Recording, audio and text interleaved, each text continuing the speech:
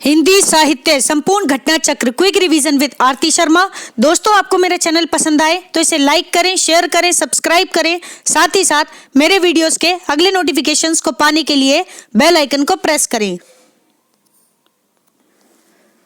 दोस्तों, आज हम करेंगे घटना चक्र का पार्ट 286 यानी 286। तो चलिए देखते हैं अपने अगले आचार्य।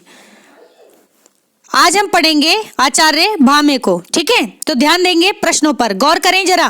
प्रश्न है, अलंकार संप्रदाय के प्रवर्तक कौन है? तो ऑप्शन बी आचार्य भामे।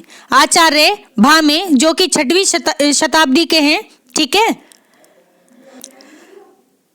इनका संबंध अलंकार संप्रदाय से है। ठीक, तो ऑप्शन बी सही उत्तर है। अलंकार संप्रदाय के प्रवर्तक आचार्य हैं आचार्य भामे। ठीक है, ध्यान रखें, ऑप्शन बी सही उत्तर। देखते हैं प्रश्न की व्याख्या। देखते हैं प्रश्न की व्याख्या। ध्यान दे दोस्तों, भारतीय काव्य संप्रदायों में से रस के अतिरिक्त शेष संप्रदायों में सबसे पुराना अलंकार संप्रदाय है। ठीक है, तो भारतीय काव्य संप्रदायों में रस के अतिरिक्त शेष संप्रदायों में सबसे पुराना अलंकार संप्रदाय ही है।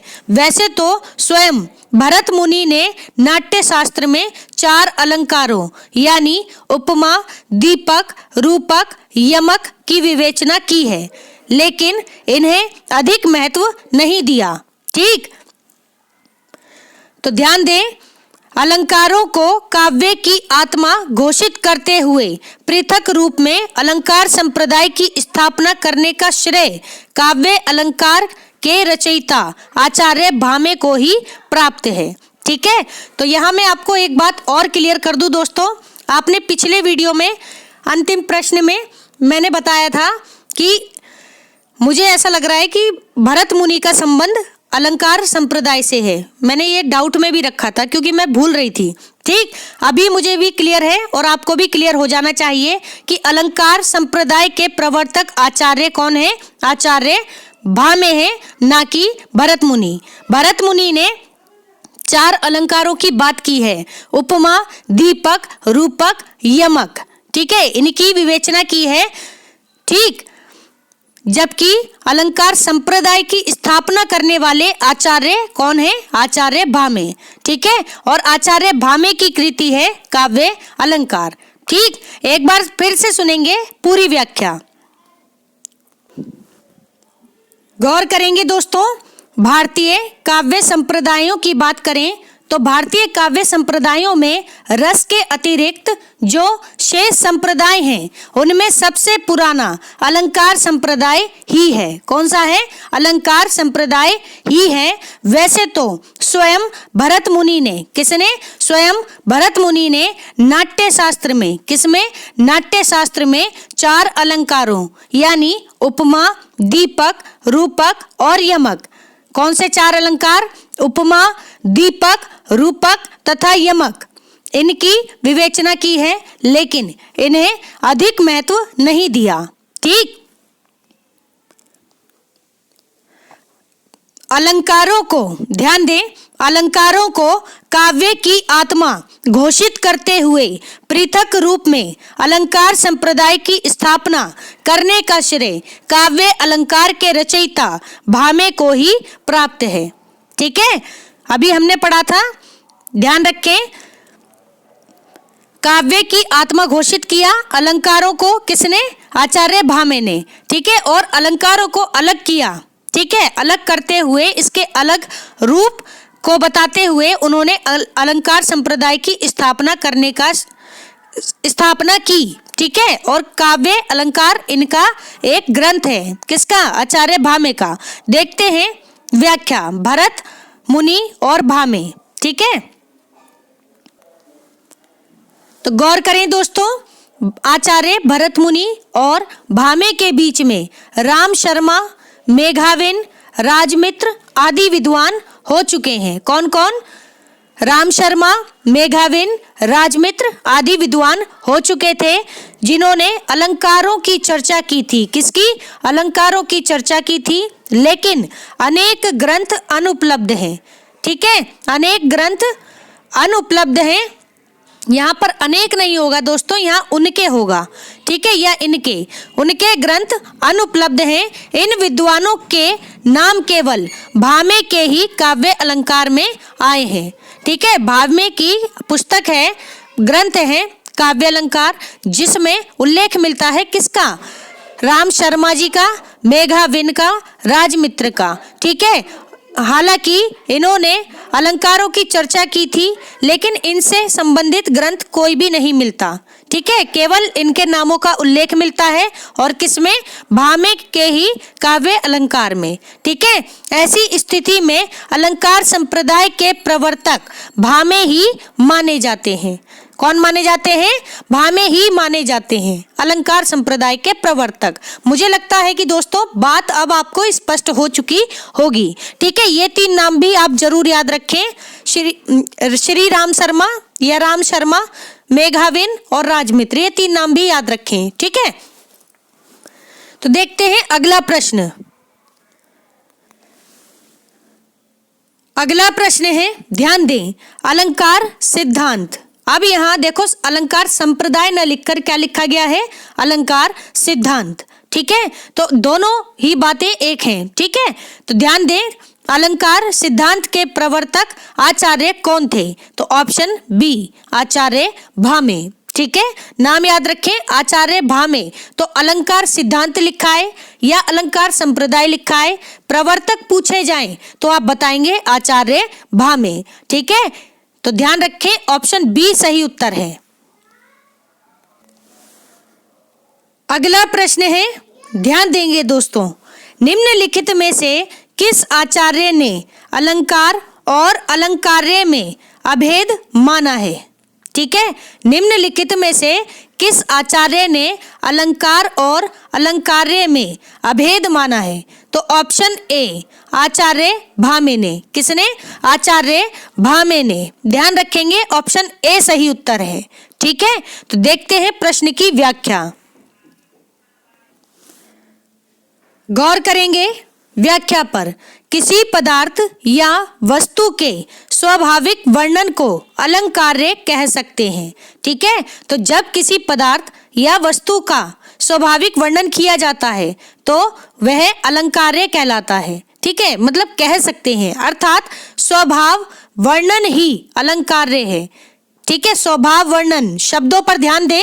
जब हम किसी पदार्थ का या किसी वस्तु का, ठीक है, उसके स्वभाव का वर्णन करते हैं तो वह अलंकार्य है।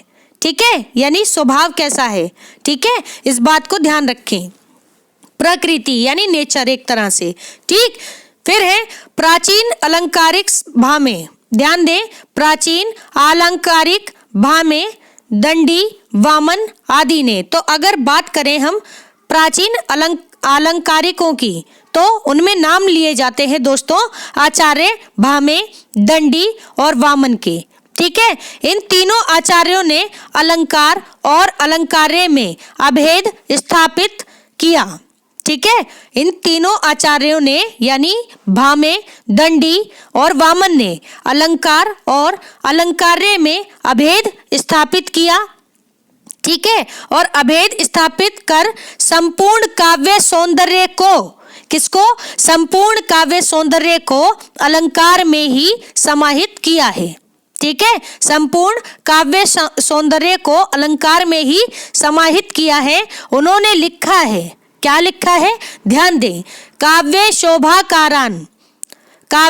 शोभाकरान धर्मान अलंकारान प्रचक्षते। ठीक है, क्या पंक्ति है? काव्य शोभाकरान धर्मान अलंकारान प्रचक्षते तथा सौंदर्यम अलंकारः। ठीक है, तो ध्यान रखेंगे, सौंदर्यम अलंकारः किसने कहा था? वामन ने। ठीक है, और काव्य शोभाकारान धर्मान अलंकारान प्रचक्षते, इसके बारे में भी हम पढ़ चुके हैं। ठीक है, आप मेरे प्रीवियस वीडियो भी देख लें ताकि चीजें सीक्वेंस में चलती रहें। ठीक, तो ध्यान दें, अतः स्पष्ट है कि इन आचार्यों के अनुसार काव्य शोभा की आर्य वृद्धि में सहायक सभी तत्व अलंकार हैं। क्या है अलंकार? तो ध्यान दें, काव्य शोभा की यानी काव्य की शोभा बढ़ाने वाले, ठीक है, यानी काव्य की शोभा जिनसे बढ़ती है, ऐसे समझे इसे। ठीक है, तो आर्य वृद्धि में, काव्य शोभा की आर्य वृद्धि में सहायक वे सभी तत्व अलंकार हैं। ठीक है, यानी जिन तत्वों से काव्य की शोभा बढ़ती है वे सभी के तत्व क्या हैं? अलंकार हैं। ठीक है, ये किसने कहा? भामे, दंडी और वामन ने। ठीक है, तो ध्यान रखेंगे दोस्तों। आगे देखें व्याख्या। इसी से उन्होंने रस को भी रसवत आदि अलंकारों में अंतर्भूत कर दिया है। ठीक है, इसी से उन्होंने रस को भी रसवत आदि अलंकारों में अंतर्भूत कर दिया है। भामे के अनुसार, ध्यान दें, भामे के अनुसार काव्य का प्रस्तुत पक्ष चमत्कार रहित होने के कारण, किसके कारण? चमत्कार रहित होने के कारण काव्य ना होकर वार्ता मात्र है। क्या है? काव्य ना होकर वार्ता मात्र है। ठीक है, तो एक बार फिर से सुने। भामे के अनुसार काव्य का प्रस्तुत पक्ष चमत्कार रहित होने के कारण काव्य न होकर वार्ता मात्र है। ठीक है, वार्ता यानी बातचीत। ठीक है, तो ध्यान रखें दोस्तों। देखते हैं आगे की व्याख्या। गौर करेंगे दोस्तों, ध्यान देना जरा व्याख्या पर। रस और ध्वनि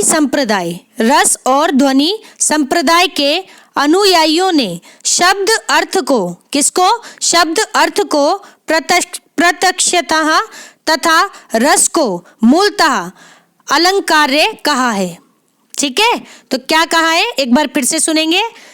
रस और ध्वनि संप्रदाय के अनुयायियों ने शब्द अर्थ को प्रत्यक्षतः तथा रस को मूलतः अलंकार्य कहा है।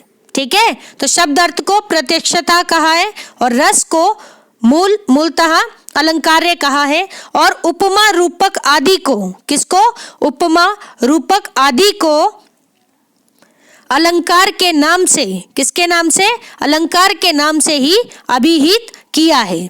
ठीक है, तो ध्यान रखें, रस और ध्वनि संप्रदाय के अनुयायियों ने उपमा रूपक आदि को अलंकार के नाम से ही अभिहित किया है। उन्होंने उपमा रूपक आदि अलंकारों को रस रूपी अंगी का उत्कर्ष विधायक कहा है। क्या कहा है? उत्कर्ष विधायक कहा है। अर्थात उपमा आदि अलंकार रस रूप अलंकार्य को अलंकृत करते हैं। ठीक है, अर्थात उपमा आदि अलंकार रस रूप अलंकार्य को अलंकृत करते हैं। ठीक है, ध्यान रखेंगे। देखते हैं आगे की व्याख्या। तो जरा गौर करें दोस्तों। ध्यान दे दोस्तों, आचार्य मम्मट और आचार्य विश्वनाथ ने, कौन कौन से आचार्य हैं? आचार्य मम्मट और आचार्य विश्वनाथ ने प्रकारांतर से इसी मत का समर्थन किया है। ध्यान दें, इसी मत का समर्थन किया है। ठीक है, जो अभी हमने पढ़ा। ठीक, ध्यान दें, आचार्य कुंतक ने अलंकार्य और अलंकार की पृथकता का निर्देश अत्यंत स्पष्ट शब्दों में दिया है। ठीक है, और जो आचार्य कुंतक रहे हैं उन्होंने अलंकार्य और अलंकार को अलग मानते हुए, ठीक है, तो इन्होंने अलग माना और अलग मानते हुए इनकी पृथकता का निर्देश अत्यंत स्पष्ट शब्दों में किया है। उनके अनुसार, किसके? कुंतक के अनुसार, आचार्य कुंतक के अनुसार शब्द और अर्थ अलंकार्य होते हैं। ठीक है, तो दोस्तों यहाँ पर ध्यान देना जरा। यहाँ पर एक प्रकार की बहस चल रही है, यानी विद्वानों के मत पढ़े जा रहे हैं, जिसमें इस बात पर ध्यान दिया जा रहा है कि अलंकार क्या है और अलंकार्य क्या है। ठीक है, तो जरा ध्यान से समझते जाएं, गौर करेंगे। उनके अनुसार शब्द और अर्थ अलंकार्य होते हैं। किसके अनुसार? आचार्य कुंतक के अनुसार। ठीक, और चतुरतापूर्ण शैली से, किससे? चतुरतापूर्ण शैली से कथन रूप वक्रोक्ति ही उन दोनों का अलंकार होती है। ठीक है, चतुरतापूर्ण शैली से कथन रूप वक्रोक्ति ही उन दोनों का अलंकार होती है। हिंदी के आचार्य रामचंद्र शुक्ल ने भी काव्य के प्रस्तुत अर्थ को, किसको? काव्य के प्रस्तुत अर्थ को अलंकार्य कहा है। क्या कहा है? काव्य के प्रस्तुत अर्थ को अलंकार्य कहा है। उनके अनुसार अलंकार्य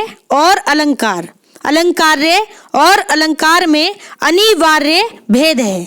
ठीक है, तो आचार्य रामचंद्र शुक्ल ने भी काव्य के प्रस्तुत अर्थ को अलंकार्य कहा है। उनके अनुसार अलंकार्य और अलंकार में अनिवार्य भेद है, यानी शुक्ल जी अलंकार और अलंकार्य दोनों में ही भेद मानते हैं, ये कि अलग अलग हैं, जो सर्वथा कैसे हैं? अमिट हैं। यह भेद कैसा है? अमिट है। ठीक है, प्राचीन पाश्चात्य काव्य शास्त्र में। तो जरा गौर करना दोस्तों, अभी जो हम पढ़ रहे थे ये था भारतीय काव्य शास्त्र और उनके आचार्य। अब हम बात कर रहे हैं किसकी? पाश्चात्य काव्य शास्त्र की, यानी वेस्टर्न। ठीक है, तो ध्यान दें, प्राचीन पाश्चात्य काव्य शास्त्र में भी इस तथ्य को इसी रूप में स्वीकृत किया गया है। अतः स्पष्ट है कि अलंकार और अलंकार्य में भामे ने अभेद माना है।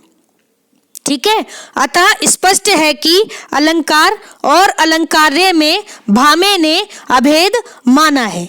ठीक है, तो ध्यान रखेंगे दोस्तों, ये बहुत ही इंपॉर्टेंट व्याख्या रही है। ठीक, मेरी सलाह से आप इस वीडियो को जरूर एक बार रिपीट करके देख लेना, स्क्रीनशॉट ले लेना, सेल्फ स्टडी भी करना। ठीक है, अगर मुझसे कहीं कुछ गलती हुई है तो प्लीज मुझे करेक्ट करना कमेंट बॉक्स में। ठीक है, लेकिन इस व्याख्या को आप बहुत ही ढंग से पढ़ेंगे मेरी सलाह से। तो जरा गौर करेंगे एक बार फिर से उसी प्रश्न पर जिसकी व्याख्या अभी हमने की। तो जरा ध्यान देना, निम्नलिखित में से किस आचार्य ने अलंकार और अलंकार्य में अभेद माना है? ठीक है, अभेद माना है, यानी कि जो हमने अभी व्याख्या पढ़ी तो हमने देखा उसमें से कुछ आचार्य थे जिन्होंने कहा कि अलंकार अलंकार्य अलग अलग बातें हैं। ठीक है, लेकिन कुछ ने कहा कि अलंकार और अलंकार्य अलग अलग नहीं है, ये दोनों एक ही हैं। ठीक है, तो अब जरा प्रश्न को समझें फिर से। ठीक, निम्नलिखित में से किस आचार्य ने अलंकार और अलंकार्य में अभेद माना है? तो ऑप्शन ए, आचार्य भामे ने।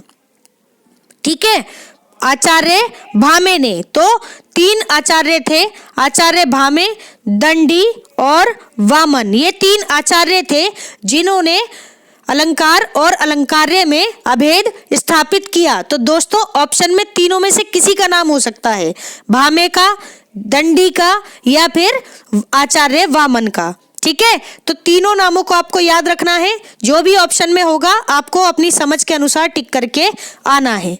ठीक है, यहाँ ऑप्शन में भामे है तो हम किस पर टिक करेंगे? ऑप्शन ए पर, भामे पर। ठीक है, तो ये बात आप ध्यान रखें। तो सही उत्तर है ऑप्शन ए। अगला प्रश्न है, गौर करेंगे दोस्तों, ना कांतम अपि निर्भूषम विभाति वनिता मुखम। क्या है? ना कांतम अपि निर्भूषम विभाति वनिता मुखम। यह अभिमत है। यह किसका अभिमत है? ठीक है, तो ऑप्शन सी आचार्य भामे का। आचार्य भामे का अभिमत है न कांतम अपि निर्भूषम विभाति वनिता मुखम। ठीक है, ध्यान रखेंगे दोस्तों, आचार्य भामे का अभिमत है, ऑप्शन सी सही उत्तर। देखते हैं प्रश्न की व्याख्या, गौर करना जरा। आचार्य भामे जिनका समय है 6वीं शताब्दी। ठीक है, याद रखेंगे दोस्तों। ठीक, तो आचार्य भामे पहले आचार्य हैं जिन्होंने विधिवत, कैसे विधिवत साहित्य शास्त्र में, किसमें, साहित्य शास्त्र की रचना की। तो आचार्य भामे पहले आचार्य हैं जिन्होंने विधिवत ढंग से साहित्य शास्त्र की रचना की। अलंकारों को प्रधानता देते हुए इन्होंने कहा, और इन्होंने साहित्य शास्त्र की विधिवत ढंग से रचना तो की ही, साथ में इन्होंने अलंकारों को प्रधानता दी। किसने, आचार्य भामे ने। और अलंकारों को प्रधानता देते हुए, ध्यान दें, इन्होंने कहा, क्या कहा, न कांतम अपि निर्भूषम विभाति वनिता मुखम। क्या कहा, न कांतम अपि निर्भूषम विभाति वनिता मुखम। ठीक है, तो ये किसने कहा, आचार्य भामे ने। ठीक है, भामे ने 38 प्रकार के अलंकार माने हैं। तो अलंकार कितने प्रकार के बताए हैं आचार्य भामे ने, तो ध्यान रहे 38 प्रकार के। ठीक है, आचार्य भामे ने 38 प्रकार के अलंकार माने हैं, ये बात आप ध्यान रखेंगे। ठीक, तो ये बहुत ही इंपॉर्टेंट बातें हैं, इस प्रश्न में ध्यान रखें। अन्य महत्वपूर्ण तथ्य हैं दोस्तों, जरा ध्यान दें, अन्य महत्वपूर्ण तथ्यों पर गौर करना। आचार्य भामे ने सभी अलंकारों में वक्रोक्ति अलंकार को प्रधानता दी है। ठीक है, तो अलंकार को तो इन्होंने प्रमुखता दी ही दी है, अलंकारों में भी वक्रोक्ति अलंकार को ज्यादा प्रधानता दी है। किसने, आचार्य भामे ने। यह बात भी ध्यान रखें। ठीक, अगला बिंदु है, गौर करें, अलंकार संप्रदाय का प्रथम उपलब्ध ग्रंथ भामे का काव्य अलंकार है। कौन सा है, अलंकार संप्रदाय का प्रथम शब्द पर ध्यान दे दोस्तों, और उपलब्ध पे भी। ठीक है, प्रथम उपलब्ध ग्रंथ भामे का काव्य अलंकार है। इस ग्रंथ के व्यवस्थित प्रतिपादन को देखते हुए कहा जा सकता है कि यह किसी पूर्ववर्तीनी परंपरा पर आधारित है। ठीक है, इस ग्रंथ के व्यवस्थित प्रतिपादन को देखते हुए कहा जा सकता है कि यह किसी पूर्ववर्तीनी परंपरा पर आधारित ग्रंथ है। ठीक है, तो ध्यान रखेंगे दोस्तों, बहुत ही इंपॉर्टेंट बात है। अगला बिंदु है, ध्यान दें, भामे के मन से काव्यत्व के निमित्त अलंकार प्रयोग में एक प्रकार की उक्ति वैचित्र्य अपेक्षित होता है। ठीक है, जरा ध्यान दें, भामे के मन से काव्यत्व के निमित्त अलंकार प्रयोग में एक प्रकार की उक्ति वैचित्र्य अपेक्षित होता है या होती है। ठीक है, तो ध्यान रखें, जिसका संपादन कवि प्रतिमा से किया जाता है। ठीक, एक बार फिर से सुन ले इस बिंदु को, भामे के मन से काव्यत्व के निमित्त अलंकार प्रयोग में, यानी कि भामे ने जो ये कह रहे हैं कि जो आचार्य भामे हैं उन्होंने अलंकार का प्रयोग बहुत ही मन से किया है। ठीक है, जो कि इनके काव्यत्व की विशेषता है। ठीक है, तो भामे के मन से काव्यत्व के निमित्त अलंकार प्रयोग में एक प्रकार की उक्ति वैचित्र्य अपेक्षित है, और यही कारण है कि इनके काव्यत्व में उक्ति वैचित्र्य मिलता है। किसके काव्य में, तो ध्यान रहे, आचार्य भामे के। ठीक, जिसका संपादन कवि प्रतिमा से किया जाता है।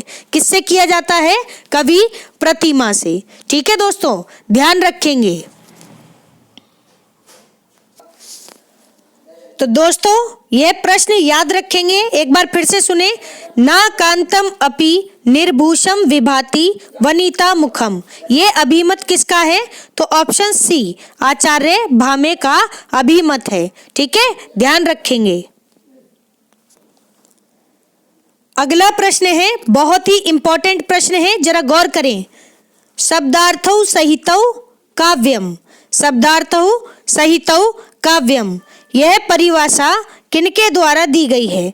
तो ऑप्शन सी आचार्य भामे, आचार्य भामे के द्वारा दी गई परिभाषा है शब्दार्थौ सहितौ काव्यम, शब्दार्थौ सहितौ काव्यम। ठीक है, आचार्य भामे। ठीक, ऑप्शन सी सही उत्तर है। देखते हैं प्रश्न की व्याख्या। गौर करेंगे दोस्तों व्याख्या पर। साहित्य शास्त्र के भीष्म पितामह, साहित्य शास्त्र के भीष्म पितामह आचार्य भामे का काव्य लक्षण सबसे अधिक प्राचीन है। ठीक है, साहित्य शास्त्र के भीष्म पितामह माने जाते हैं आचार्य भामे। ठीक है, और इनका काव्य लक्षण सबसे अधिक प्राचीन है। कैसा है? सबसे अधिक प्राचीन यानी पुराना है। ठीक है, उन्होंने कहा भी है, क्या कहा है आचार्य भामे ने? गौर करें। शब्दार्थौ सहितौ काव्यम गद्यम पद्यम च तद द्विधा। ठीक है, पूरी पंक्ति है, फिर से सुने, पूछी जाती है एग्जाम में सबसे ज्यादा। ठीक है, तो ये कुछ गिनी चुनी पंक्तियां हैं, ये बार बार रिपीट होती हैं दोस्तों। ठीक है, तो आप ध्यान रखें। और आचार्य भामे सबसे पुराने हैं। ठीक है, इसलिए इनकी पंक्तियों को तो आपको अच्छे से पढ़ना ही है और इनकी रचनाओं को भी। इनका शताब्दी वर्ष आपको याद होना चाहिए। ठीक, तो ध्यान दें। शब्दार्थौ सहितौ काव्यम गद्यम पद्यम च तद्विधा। ठीक, किसने कहा? आचार्य भामे ने। ठीक है, ध्यान दें। उन्होंने शब्द और अर्थ, शब्द और अर्थ दोनों के सहभाव को काव्य माना है। ठीक है, उन्होंने शब्द और अर्थ दोनों के सहभाव को काव्य माना है। वे सहभाव या सहितौ शब्द का क्या अर्थ लेते हैं? वे सहभाव या सहितौ शब्द का क्या अर्थ लेते हैं?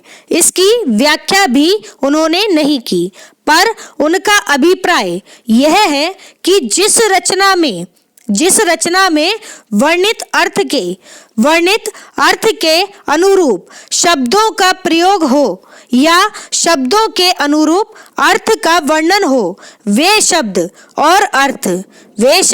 और अर्थ ही सहितौ पद से विवक्षित हैं।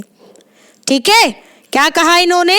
इन्होंने कहा कि जिस रचना में वर्णित अर्थ के, यानी जिस अर्थ का वर्णन किया जा रहा है उसके अनुरूप शब्दों का प्रयोग हो या शब्दों के अनुरूप अर्थ का वर्णन हो, वे शब्द और अर्थ ही सहितौ पद से विवक्षित है। सहितौ पद से विवक्षित है, वही शब्द और अर्थ क्या है? सहितौ यानी साहित्य है, वही शब्द और अर्थ साहित्य है दोस्तों। ठीक है, तो पंक्ति को तोड़कर एक्सप्लेन किया गया है एक तरह से। ठीक है, तो ध्यान दें। शब्दार्थौ सहितौ काव्यम गद्यम पद्यम च तद द्विधा। ठीक है, तो यहाँ पर बताया जा रहा है कि जिस रचना में वर्णित अर्थ के अनुरूप शब्दों का प्रयोग हो या शब्दों के अनुरूप अर्थ का वर्णन हो, वे शब्द और वे अर्थ ही सहितौ पद से विवक्षित हैं, यानी वही शब्द और अर्थ का साहित्य है। ठीक है, तो ये बात है, जरा ध्यान रखेंगे दोस्तों। किसकी पंक्ति है ये? तो ये पंक्ति है आचार्य भामे की, और ये क्या है? काव्य लक्षण है, काव्य लक्षण है दोस्तों। ठीक है, तो ये पंक्ति काव्य लक्षण के संबंध में भी प्रश्न में पूछी जा सकती है, ध्यान रखेंगे।